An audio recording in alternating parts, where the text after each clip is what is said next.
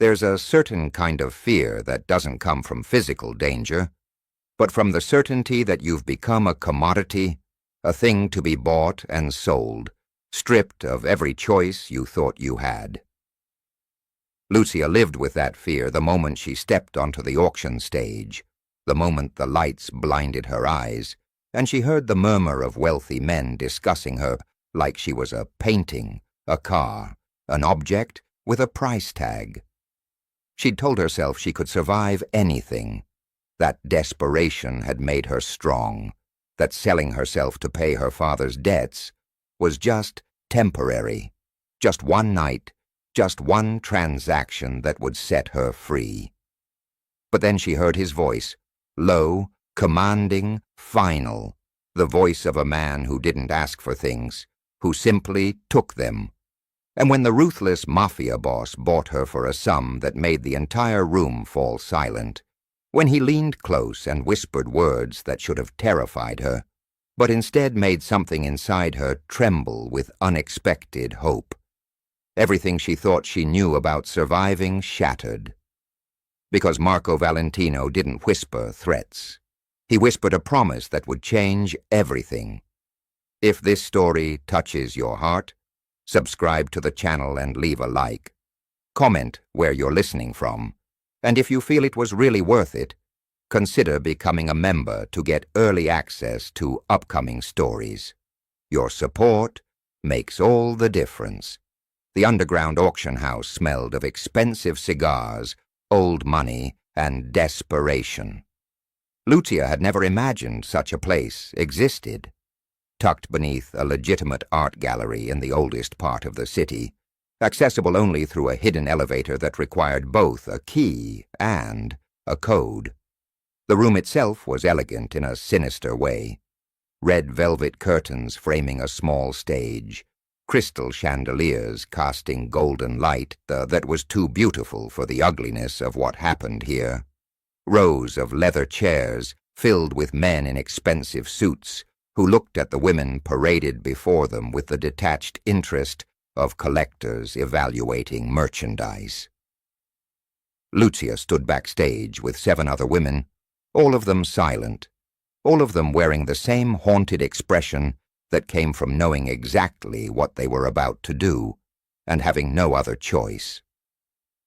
She was 26 years old, and until 3 months ago she'd been a teacher at a private school, living a quiet, normal life in a small apartment with plants on the windowsill and books stacked on every surface. Then her father died, and she discovered that the kind, gentle man who'd raised her alone after her mother left had been drowning in gambling debts to people who didn't forgive, didn't forget, and didn't care that he was dead. Because debts, they explained in voices that allowed no argument, passed to family. $200,000, an impossible sum. She'd tried everything legal, sold everything she owned, begged banks for loans they wouldn't give her, and when the men who collected debts started showing up at her school, started mentioning how easy it would be for accidents to happen, she'd understood that legal options had run out. Someone at the school, she never found out who, had whispered about the auction, about how women with no other options could sell one night, one encounter, for enough money to solve problems that seemed unsolvable. It wasn't technically illegal, they'd explained, because it was framed as companionship, as entertainment, even though everyone knew exactly what was being bought and sold. Lucia had spent 3 weeks vomiting every morning before she finally, desperately, made the call. The woman on the phone had been businesslike, asking questions about her appearance, her education, her background, explaining the process with the clinical detachment of someone arranging a business transaction. There would be a medical examination, a contract, an auction where wealthy men bid for an evening. After that, what happened was between her and the buyer, though the house took 30% and guaranteed her safety with security that would intervene if things went too far. Too far. As if any of this wasn't already too far. As if selling yourself wasn't already crossing every line Lucia had believed she'd never cross. But $200,000 or broken bones, disappeared job, possibly worse. Those were her options. So here she stood, wearing a black dress that showed more skin than she was comfortable with, her dark hair styled in waves that framed a face she barely recognized in the mirror. Makeup applied by professionals who'd transformed her from a nervous teacher into something that looked confident, alluring, expensive. She felt like a stranger in her own body. The auction moved quickly. Women went out, stood under the lights while a man in a tailored suit described them in terms that made Lucia's stomach turn, attributes and qualities listed like a wine being evaluated. And then the bidding started. Some women went for 20,000, some for 50, one for 90. Each time, Lucia watched them walk off the stage with men who looked at them like they'd just purchased a new toy. And each time, she fought the urge to run, to forget the debt, to take her chances with whatever the collectors would do, because at least that would be honest violence, instead of this civilized horror. Then it was her turn. The woman managing backstage, an elegant older woman who spoke with an Italian accent and showed no emotion whatsoever, gestured to the stage entrance. "You're next, Cara. Remember, stand straight, that I'd smile. Don't speak, unless asked a direct question. The more confident you appear, the higher the bids. And higher bids mean you walk away with more money after our percentage." Lucia's legs felt like water as she walked onto the stage, the lights hitting her with physical force, blinding and hot. She couldn't see the audience clearly, just shapes and shadows in rows of seats, the gleam of glasses, the red glow of cigars. The auctioneer's voice filled the room, smooth and practiced, describing her in terms that made her feel simultaneously exposed and invisible. Graduate degree in literature, former teacher, no previous experience in arrangements like this. Refined, educated, innocent. That last word delivered with particular emphasis, as if innocence was a rare commodity these buyers would pay premium for. The bidding started at 20,000. Lucia kept her expression neutral, her eyes fixed on a point above the audience's heads, trying to pretend she was somewhere else, someone else, that this wasn't actually happening. 25,000, 30.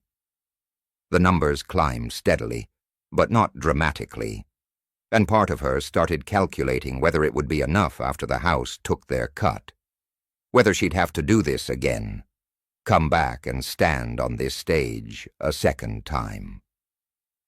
Then a voice cut through the others, deep and commanding, with an accent that sounded like it came from old Rome, from generations of power and violence. 100,000. The room went silent. Even the auctioneer paused, surprise flickering across his professional facade. Lucia's eyes dropped to the audience despite herself, trying to find the source of that voice, and she found him in the third row. The lights didn't reach him clearly, but she could make out a figure in a dark suit, shoulders broad, posture radiating the kind of confidence that came from never being told no, from knowing that whatever he wanted, he simply took. He wasn't looking at her like the other men had, with calculating interest or barely concealed lust. He was looking at her like she was already his, like the bidding was a formality, like the outcome had been decided the moment he'd spoken. The auctioneer recovered smoothly. 100,000 from Mr. Valentino. Do I hear 110? Silence. No one was going to bid against him. Lucia could feel it in the room, the way the energy had shifted, the way the other men suddenly found their drinks fascinating, their phones urgent. Mr. Valentino. She didn't know the name, but clearly everyone else did. 100,000 going once, twice, sold to Mr. Valentino. Everything after that happened in a blur.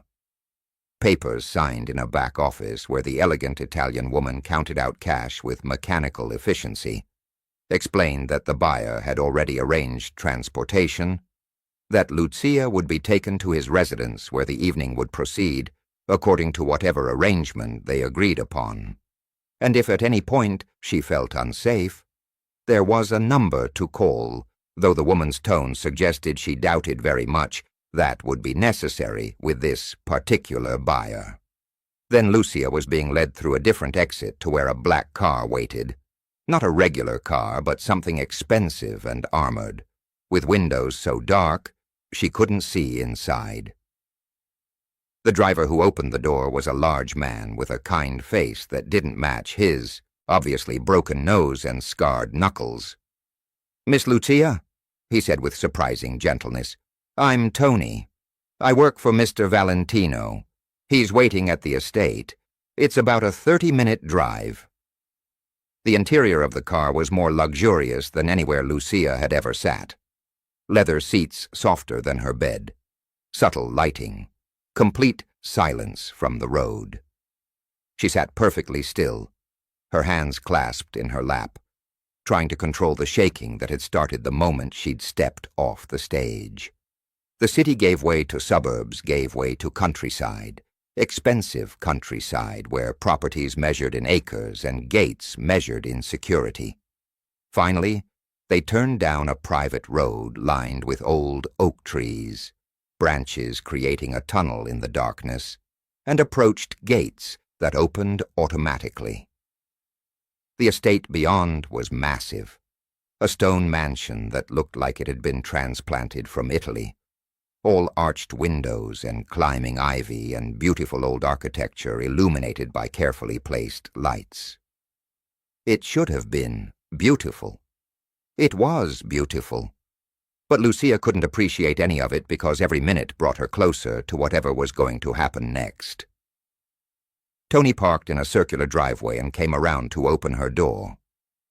"Mr. Valentino is in the library," he said. "I'll show you the way. And Miss Lucia?" He paused, his expression sincere. "The boss, he's not what you're probably thinking. Give him a chance." It was such an unexpected thing to say that Lucia just stared at him, but Tony was already walking toward the entrance, clearly expecting her to follow. The interior of the mansion was as impressive as the exterior, all dark wood and expensive art, and the kind of furnishings that whispered of old money, old power. They walked down a hallway lined with portraits, serious-looking men in various periods of dress, all sharing the same sharp features and intense eyes. Tony stopped at a set of double doors, knocked once and opened them without waiting for a response. The library was enormous, 2 stories of floor-to-ceiling bookshelves, accessible by one of those rolling ladders Lucia had always fantasized about. Leather furniture arranged around a fireplace, where a fire crackled despite the mild evening. Windows that probably offered stunning views during daylight. And standing by those windows, his back to her, was the man who'd bought her. Marco Valentino was tall, easily 6'2", with the build of someone who maintained strength, not for aesthetics, but for function. His black suit was perfectly tailored, obviously custom, fitting shoulders that could carry the weight they clearly carried. His hair was dark, slightly longer than fashionable, touching his collar. When he turned to face her, Lucia felt her breath catch, despite everything, despite the fear and disgust and desperate situation, because he was beautiful in a way that was almost cruel, all sharp angles and dark eyes and a mouth that looked like it rarely smiled but would be devastating if it did. He was younger than she'd expected, maybe 35, and there was something in his face that made her think of the portraits in the hallway, generations of power and violence and old-world tradition. He looked at her steadily, his expression unreadable, then gestured to one of the leather chairs near the fire. "Sit down, Lucia." It wasn't a request. Nothing about him suggested he made requests. But his voice lacked the cruelty she'd expected, was simply direct, commanding in the way of someone who expected obedience, because he'd never experienced anything else. Lucia sat, her back straight, her hands still clasped to hide the shaking. Marco moved to the opposite chair, settled into it with a grace that seemed at odds with his size, and studied her with an intensity that made her want to look away, but pride kept her eyes on his. "Do you know who I am?" he asked, his voice still calm, conversational almost. "Mr. Valentino," Lucia replied, proud that her voice came out steady. A slight curve of his mouth, not quite a smile. "That tells me you heard my name. I'm asking if you know who I am, what I am." When she didn't answer, he continued, "I'm the head of the Valentino family. Do you understand what that means?" Lucia swallowed. "Mafia? Yes, mafia. The word everyone whispers like it's a curse, like we're monsters, like we're not also businessmen with rules and codes and families. My grandfather came from Sicily with nothing, built an empire through work and sacrifice, and, yes, violence when necessary. My father expanded it. I've modernized it, made it more legitimate in ways that matter for survival in this century. But at our core, we're still what we've always been.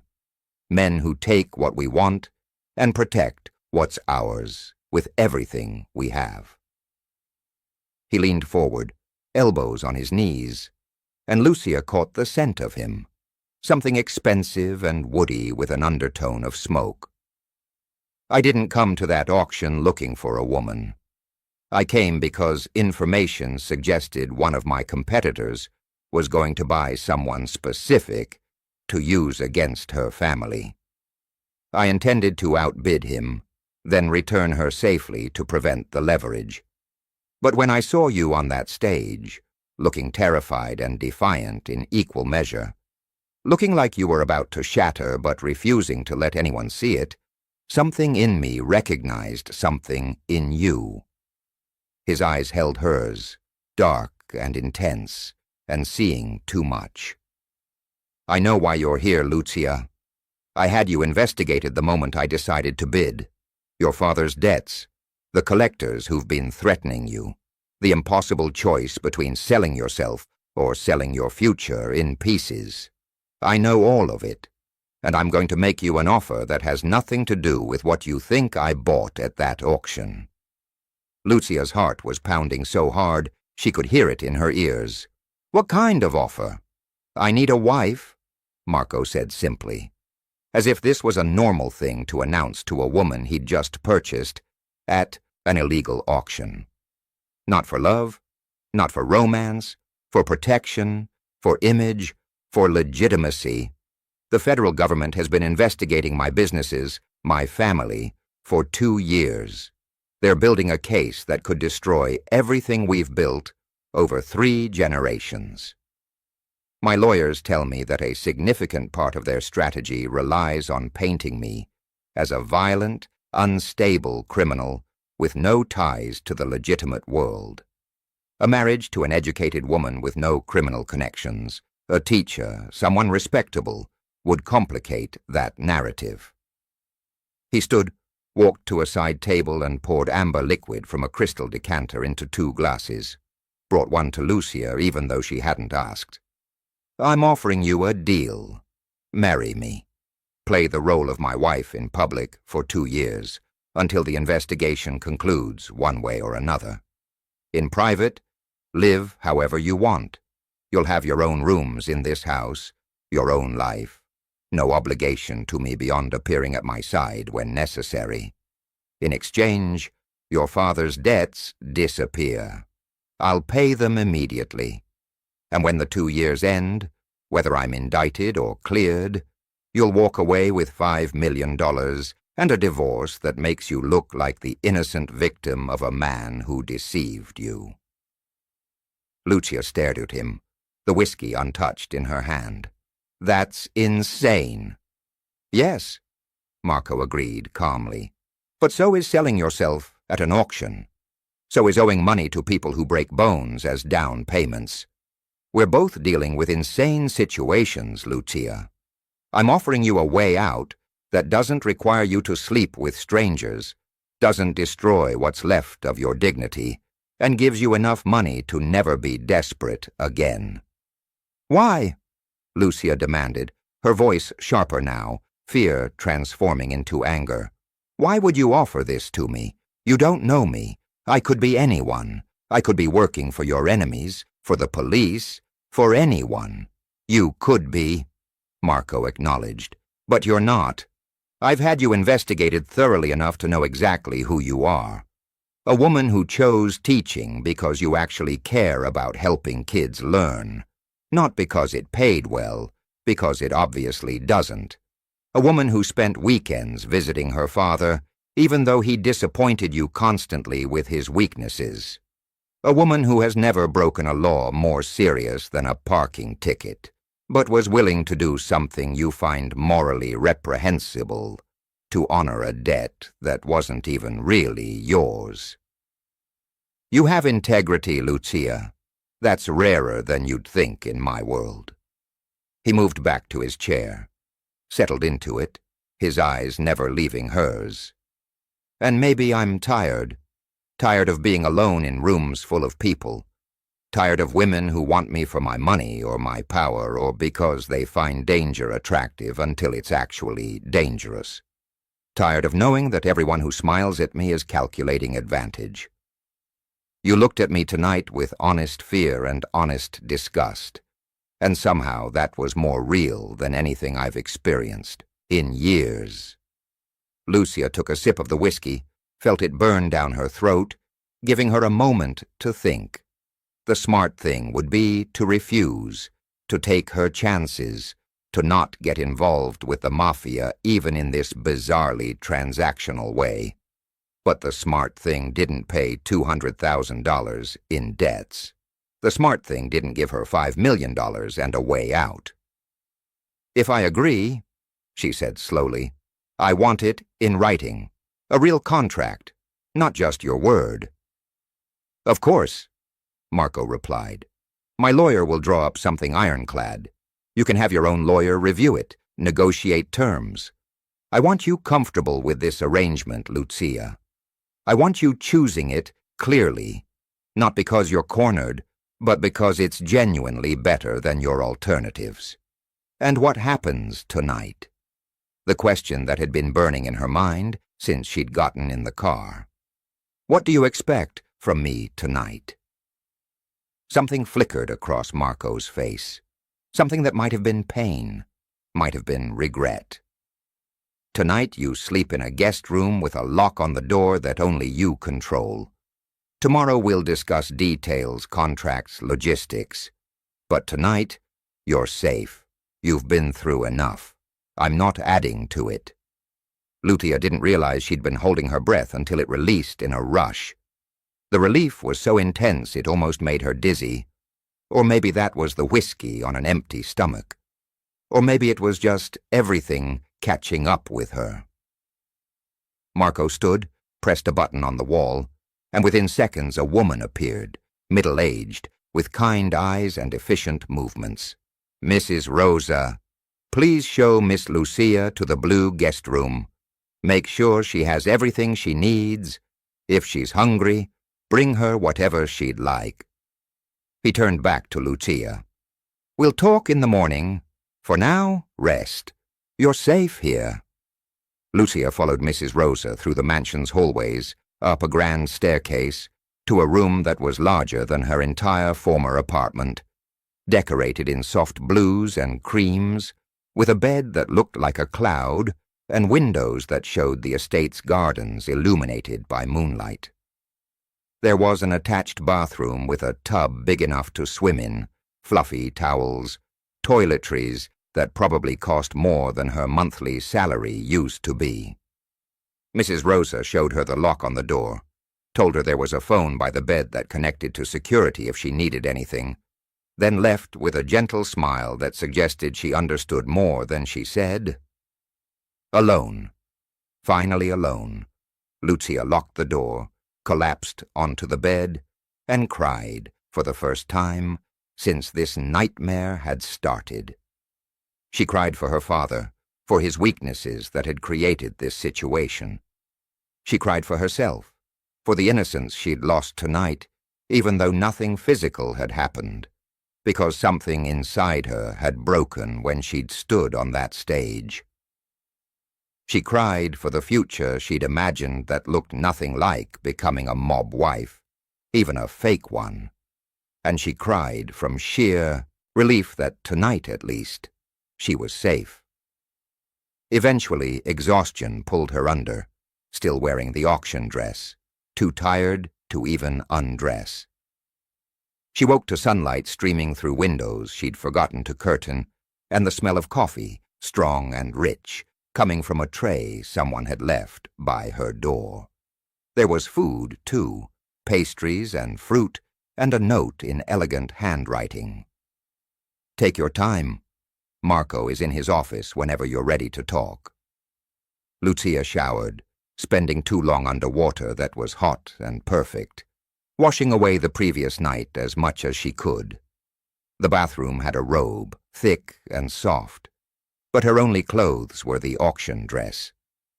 She put it back on reluctantly, the fabric feeling contaminated somehow, carrying memories she wanted to forget.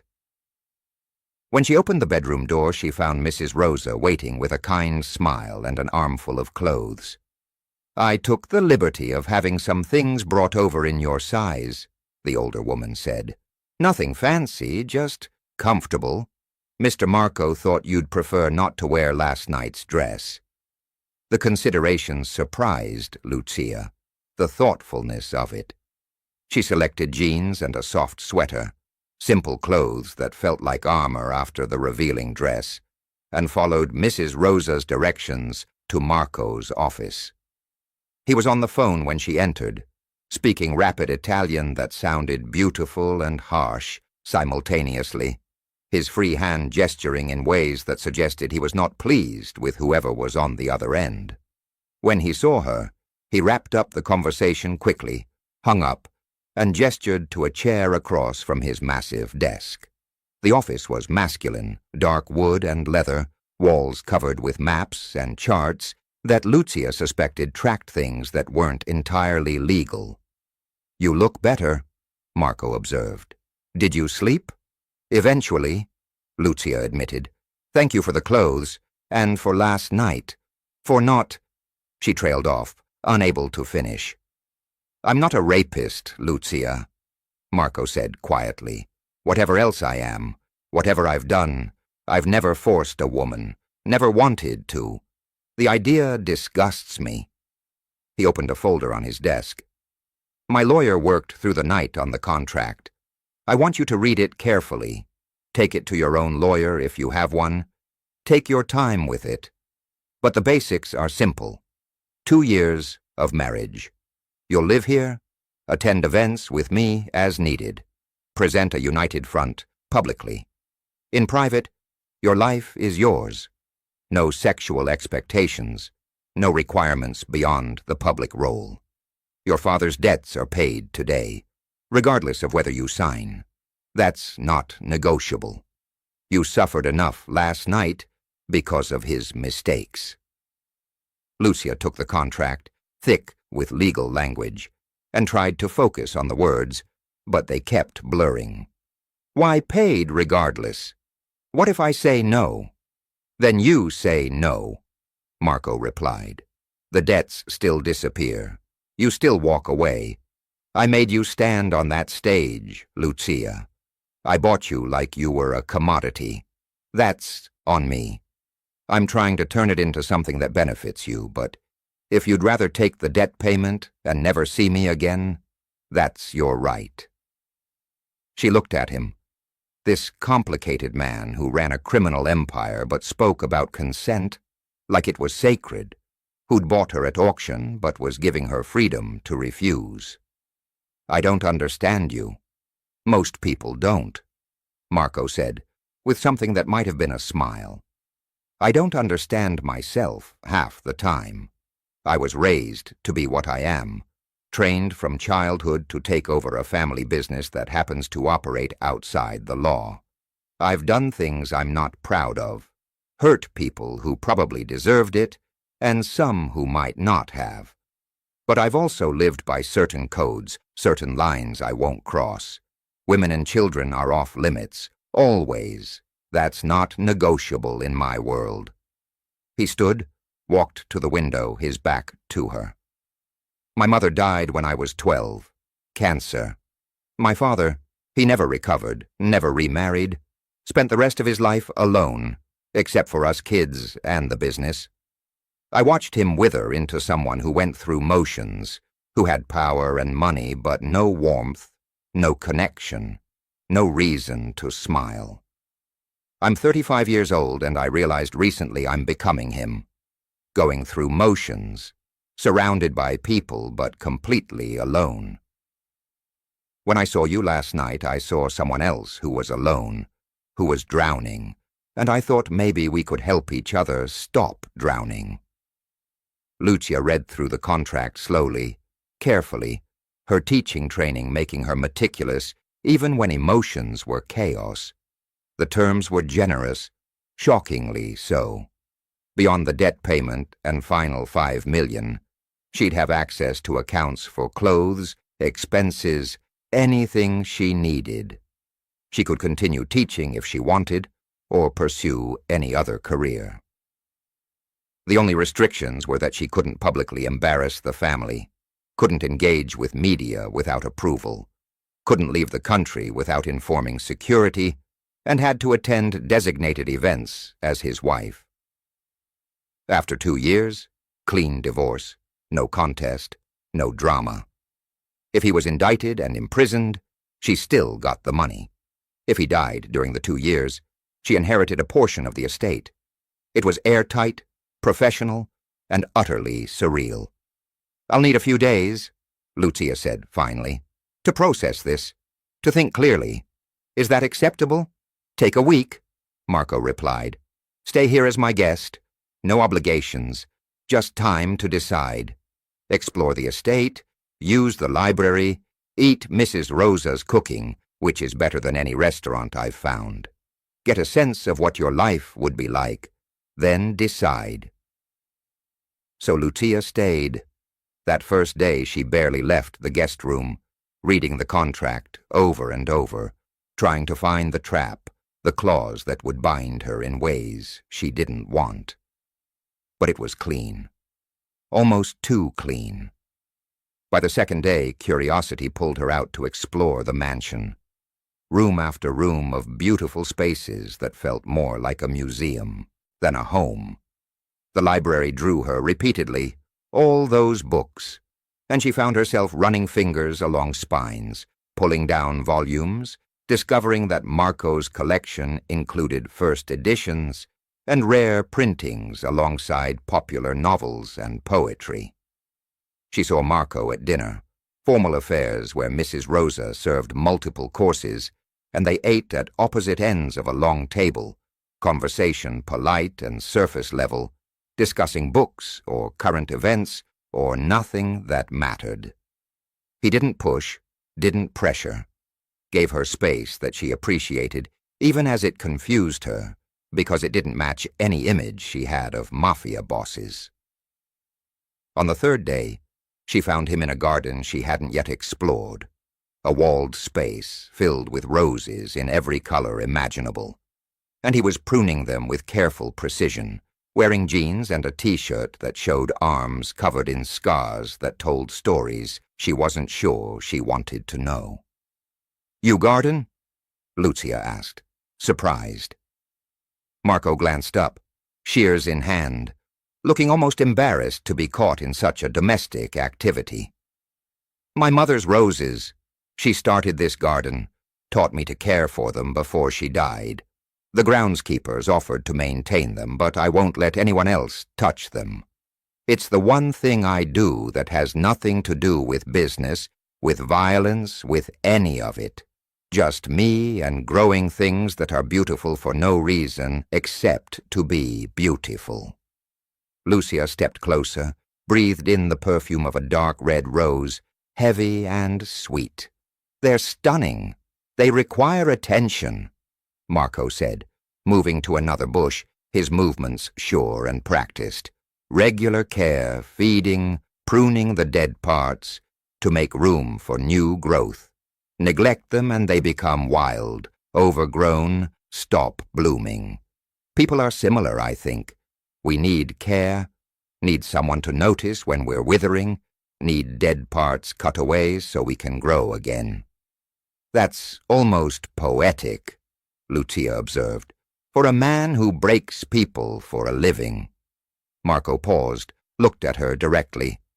"I've never claimed to be a good man, Lucia. I've done what I had to do to protect my family, my business, my people. Some of those things keep me awake at night. But I'm not a monster either.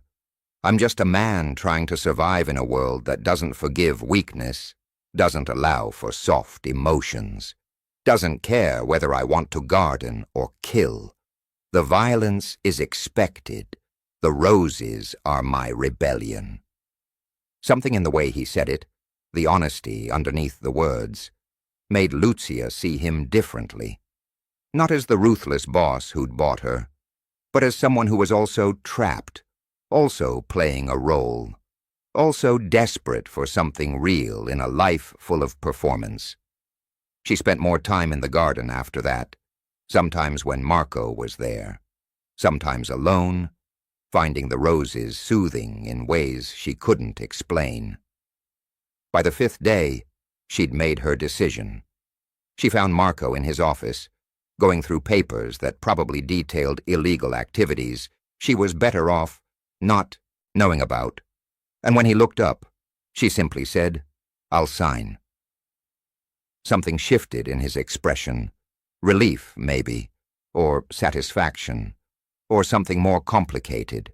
"You're sure?"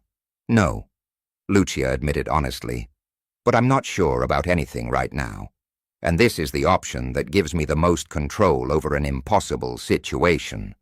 When do we start?" "The wedding will be in 2 weeks," Marco said. "Small, family only, at the estate. I'll have my lawyers file the marriage license, make everything legal. We'll do an announcement, some photos for the press, establish the narrative.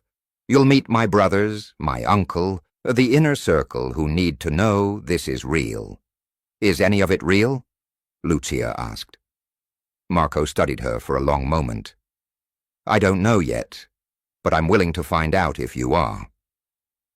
The 2 weeks passed in a blur of preparations that felt surreal, like Lucia was watching someone else's life unfold. There were dress fittings, Mrs. Rosa fussing over details, a parade of Marco's family members coming to meet her with expressions ranging from suspicious to welcoming. His younger brother Dante was charming, flirtatious in a harmless way, clearly amused by the whole situation. His older brother Luca was colder, more cautious, asked pointed questions about her background, until Marco shut him down with a look that made Luca back off immediately. His uncle, an elderly man who'd been part of the family since Sicily, looked at her with shrewd eyes and said in Italian he assumed she didn't understand that at least Marco had chosen a woman with intelligence, which was more than could be said for some of their associates. The wedding itself was quiet, almost intimate, held in the rose garden with a judge who was clearly being paid very well to not ask questions. Lucia wore a simple white dress, carried roses from Marco's mother's bushes, and said vows that felt like lies, except for the part where she promised to honor the commitment, because that, at least, felt true. Marco slid a ring onto her finger, platinum with diamonds that caught sunlight and threw rainbows, and when he kissed her, it was gentle, appropriate, nothing like what she'd feared, and somehow that made it more confusing. The marriage was announced through carefully crafted press releases. Photos of them together, looking happy, looking real, appeared in newspapers and online with headlines about the notorious Valentino heir, settling down with a respectable school teacher. The story was perfect, the kind of redemption narrative that made people want to believe in reform, in love, changing men, in all the fairy tale elements that made this farce feel almost legitimate. Then they settled into the reality of living together. Lucia kept the blue guest room, her sanctuary, while Marco's master suite was on the opposite side of the mansion. Days they barely saw each other, both occupied with their own activities, hers involving exploring the estate and slowly building a life that felt like hers, his involving whatever business he conducted behind closed doors she didn't ask about. Evenings they had dinner together, those long formal affairs that gradually became less stiff as they learned to talk to each other about safe topics, books and gardens and carefully neutral observations. But it was the nights that were complicated. Nights when Lucia lay alone in her room and thought about the man sleeping somewhere else in this vast house, the man who was legally her husband, but was a stranger in every way that mattered. She'd catch herself wondering what he was thinking, whether he also found this arrangement as lonely as it was safe, whether his insomnia matched hers, because sometimes she heard him moving through the halls at 3 a.m, footsteps echoing on marble floors, a restless presence that matched her own sleeplessness. 2 months into the marriage, Marco asked her to accompany him to a charity gala, one of the public appearances their arrangement required. Lucia wore a dress that had been selected by a stylist, emerald green silk, that made her feel elegant and exposed simultaneously, her hair styled professionally, makeup applied with a skill she'd never possessed. When she came downstairs, Marco was waiting in the foyer wearing a tuxedo that should have been illegal, sharp and perfect, and making him look dangerous and beautiful in equal measure. His eyes tracked over her with an appreciation he didn't try to hide. "You're stunning. You clean up well yourself," Lucia replied, and was rewarded with a small smile, the rare kind that transformed his face into something warm. The gala was overwhelming, hundreds of wealthy people in an elegant hotel ballroom, champagne flowing, orchestra playing, everyone watching them because the Valentino marriage was still fresh news, still subject to speculation and whispers. Marco kept her close, his hand at the small of her back, leaning in occasionally to whisper warnings about which people to avoid, which were dangerous, which were merely annoying. To anyone watching, they looked like a couple comfortable with each other, possibly even in love, and Lucia found herself falling into the role more easily than she'd expected. They danced, because refusing would have looked wrong, and when Marco pulled her into his arms, held her with proper distance but undeniable warmth, Lucia felt something shift inside her chest. He was a good dancer, leading with confidence that made it easy to follow and being close enough to feel his heartbeat through the expensive fabric of his tuxedo made him feel more real, more human than the distant boss she'd been living with. "You're good at this," Marco murmured near her ear, his breath warm against her skin. "The role, the performance. No one would guess this isn't real." "Maybe I'm a better actress than I knew," Lucia replied, but even as she said it, she wasn't sure it was entirely acting anymore. The man holding her wasn't the monster she'd expected. He was complicated, damaged in ways that called to her own damage, and somewhere in 2 months of careful distance, she'd started seeing him as more than a transaction. After the gala, in the car ride home, they were both quiet, the evening's performance exhausting in ways that had nothing to do with physical tiredness. When they reached the estate, Marco walked her to her room, a courtesy he'd never bothered with before, and paused at her door with an expression she couldn't read. "Thank you," he said quietly. "For tonight, for making this believable. I know it's not easy." "It's getting easier," Lucia admitted, and wasn't sure whether that was good or concerning. Something flickered in Marco's eyes, something heated and quickly suppressed. "Lucia, I need to tell you something. This arrangement, what we agreed to, it was supposed to be simple, transactional. But it's not staying that way, at least not for me. I find myself thinking about you at inappropriate times, wondering what you're doing when I'm in meetings, looking forward to dinners in a way that has nothing to do with Mrs. Rosa's cooking. And I need to know if I'm alone in that or if you're feeling it too." Lucia's heart was suddenly racing, her mouth dry. The honest thing would be to admit that, yes, she felt it too, felt the pull toward him growing stronger with every dinner conversation, every glimpse of the man behind the reputation. But admitting it felt dangerous, felt like diving into something she couldn't control. "I don't know what I'm feeling," she said finally. "Everything about this is confusing. You bought me at an auction, Marco. How do I reconcile that with the man who gardens and reads poetry and looks at me like I matter?" "I don't know," Marco replied, his voice rough.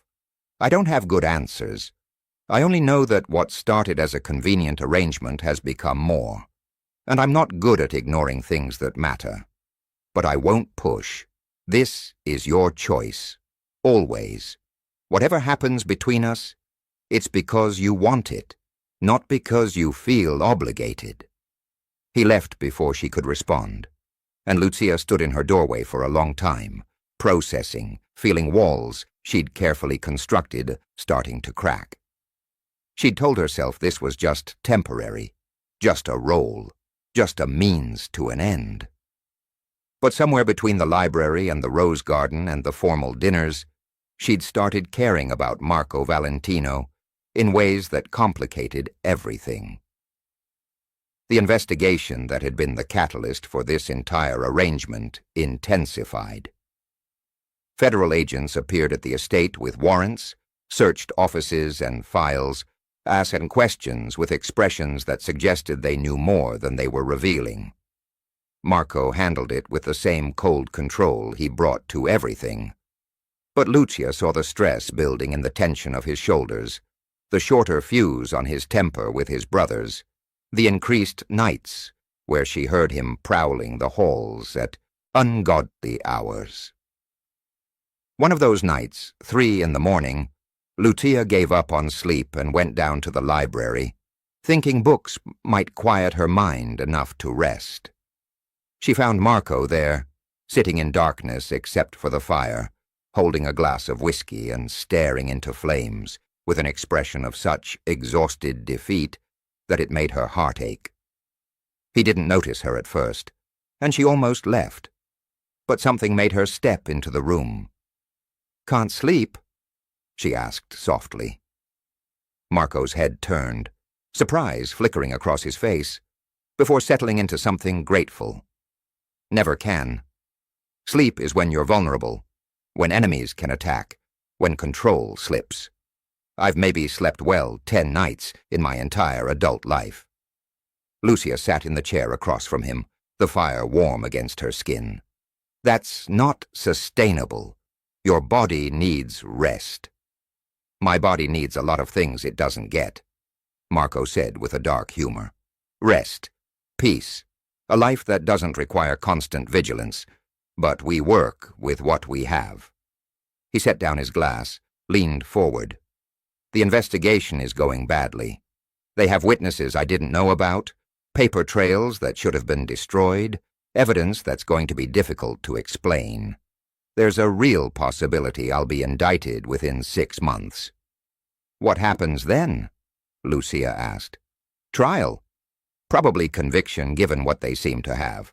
Prison for years, maybe decades, depending on charges and what they can make or stick. His voice was matter-of-fact, accepting, but underneath Lucia heard fear. Which means you'll be free sooner than we planned. The moment I'm indicted, you can file for divorce, claim you were deceived, walk away with your money and no stain on your reputation. My lawyers have already prepared the documents. What if I don't want to walk away? The words were out before Lucia could stop them, surprising her as much as they clearly surprised Marco. Why would you stay? Marco asked, his voice careful. You'd be tied to a convicted criminal. Your reputation would suffer. Your life would be infinitely more complicated.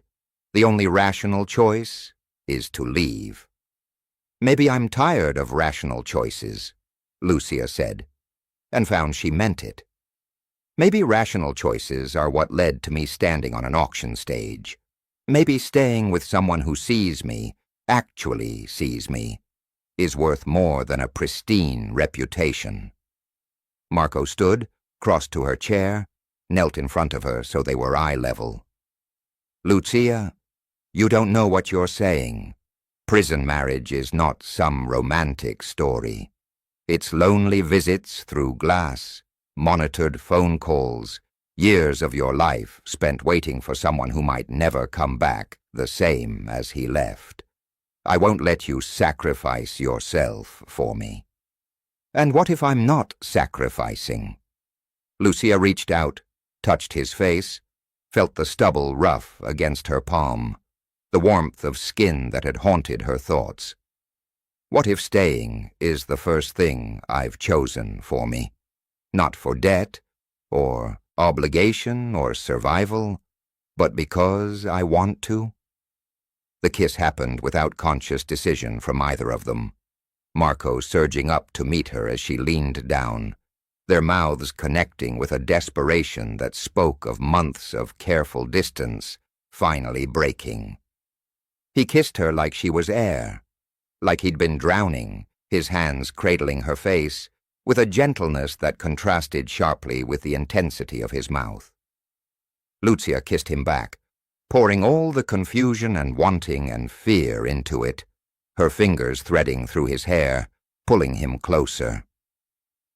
When they finally broke apart, both breathing hard, Marco rested his forehead against hers. This is insane. Everything about us is insane, Lucia replied. Why should this be different? They talked until dawn, about everything they'd avoided for months, about his childhood raised in violence, about her dreams deferred by circumstances, about fear and loneliness, and the strange ways people found each other in darkness. By the time sun started filtering through the library windows, something fundamental had shifted between them. The transactional arrangement transforming into something neither of them could name, but both recognized as real. Marco was indicted 3 months later. The charges were extensive: racketeering and money laundering and conspiracy, accusations that carried decades of prison time if convicted. The media went wild, headlines screaming about the fallen mafia prince, speculation about his innocent wife, cameras camping outside the estate, trying to catch glimpses of their reactions. Through it all, Lucia stayed, refusing every suggestion that she leave, standing beside Marco at court appearances, meeting with his lawyers, learning the intricacies of a legal system she'd never had to navigate. The trial lasted 6 weeks, testimony and evidence and moments when Lucia watched Marco's face remain impassive even as witnesses described things he'd done, choices he'd made, violence he'd ordered. She wanted to look away, to pretend the man she'd fallen in love with wasn't capable of those things, but she forced herself to witness it all, to see him complete, the darkness and the light, the roses and the blood. The verdict came on a Tuesday afternoon, unseasonably cold for spring. the courtroom packed with media and law enforcement and family. Guilty on most charges. Sentencing scheduled for 2 months out, but expectations were for 15 to 20 years minimum. When the judge read the verdict, Marco's expression didn't change, didn't show anything, except the control he'd been trained from childhood to maintain. But Lucia saw his hands clench once, briefly, before relaxing into acceptance. They allowed them a few minutes together before he was taken into custody. In a small room with guards outside, Marco held Lucia's hands and looked at her with eyes that were finally, completely honest. "Leave," he said quietly. "File for divorce tomorrow. Take the money, take your freedom, live the life you deserve. Don't tie yourself to this." "I love you," Lucia said. The first time she'd said it aloud, the words feeling terrifying and true. "I didn't expect to. I didn't want to. But I do. And I'm not leaving. Lucia?" "No," she cut him off. "You gave me a choice. From the beginning, you've given me choices. Now, I'm choosing. I choose you. I choose to wait. I choose to believe that 15 years isn't forever, that you'll come back to me, that the man who gardens roses is stronger than the man the prosecution described." Marco pulled her into his arms, held her tight enough that she could feel his heart racing despite the calm he projected. "You're going to regret this." "Probably," Lucia agreed against his chest. "But it'll be my regret, my choice. And maybe that's worth something." The years that followed were exactly as hard as Marco had warned. Visits through glass, monitored calls, letters that were read by guards before being delivered. Lucia continued living at the estate, maintaining the gardens, fighting legal battles to preserve Marco's businesses under legitimate management, becoming a woman she'd never imagined being. Strong, determined, willing to fight for what mattered. She returned to teaching, at a school in a rough neighborhood where kids needed someone who understood how circumstances could trap you, how desperation made impossible choices feel necessary. She told them edited versions of her story, about making mistakes and finding ways through, about how darkness didn't have to be permanent. Some of them listened, some of them didn't. But showing up mattered. Marco changed in prison, the letters tracking his evolution. He took classes, earned degrees, read voraciously, attended therapy that he claimed was required, but Lucia suspected he chose. He wrote about understanding himself better, about unpacking generations of trauma and violence, about wanting to be different than what he'd been. When his sentence was reduced to 12 years for good behavior and cooperation with authorities on unrelated cases, Lucia cried from relief. On a cold November morning, 12 years after the conviction, Lucia stood outside the prison gates wearing Marco's mother's rose pinned to her coat. She'd waited so long for this moment that it felt surreal when the gates opened and he walked out, older, harder, but alive and hers. They stared at each other across the parking lot, 12 years of longing and letters and impossible patience between them. Then both moved at once, meeting in the middle, holding each other like they'd never let go. "You stayed," Marco said against her hair, his voice broken with emotion he didn't try to hide. "I chose you," Lucia replied. "Every day for 12 years, I chose you. And I'll keep choosing you for however many days we have left." They went home to the estate, to gardens Lucia had maintained obsessively, to roses that had grown and bloomed and been pruned back season after season. That night, finally, completely, they built something real from what had started as transaction and desperation. Marco touched her with reverence, with gratitude, with love that had been earned through years of honest letters and difficult growth. Lucia loved him back with the same fierceness, the same certainty, knowing that what they'd found was worth every hard year, every lonely night, every moment she'd chosen to stay when leaving would have been easier. There's a truth we all need to learn, Lucia thought afterward, lying in Marco's arms in darkness that felt safe instead of threatening. We spend so much time thinking love should be easy, should be simple, should be convenient fairy tales where everything works out without sacrifice or struggle. But real love is choosing someone even when circumstances say you shouldn't. It's standing beside them through consequences they earned, through years that test every ounce of commitment, through times when walking away would make sense to everyone except you. Marco had bought her at an auction, had turned her desperation into a transaction, had offered a deal that sounded insane. But in doing so, he'd given her the space to choose him freely, without coercion, with full knowledge of who he was, darkness and light together. And she had chosen, would keep choosing. Because love wasn't about perfect people finding each other in perfect circumstances. It was about broken people building something beautiful from honest pieces, about commitment that withstood time and distance and every test the world threw at them. If this story touched your heart, subscribe to the channel and leave a like. Comment where you're listening from, and if you felt it was really worth it, consider becoming a member to get early access to upcoming stories. And if you felt this story was really worth listening to, also click the Super Thanks button. Your gesture makes all the difference and helps us continue creating stories that touch the soul. Stories that remind us love isn't about easy choices, but about standing firm in the choices we make even when they're hard, even when they cost us, even when the world thinks we're fools for staying.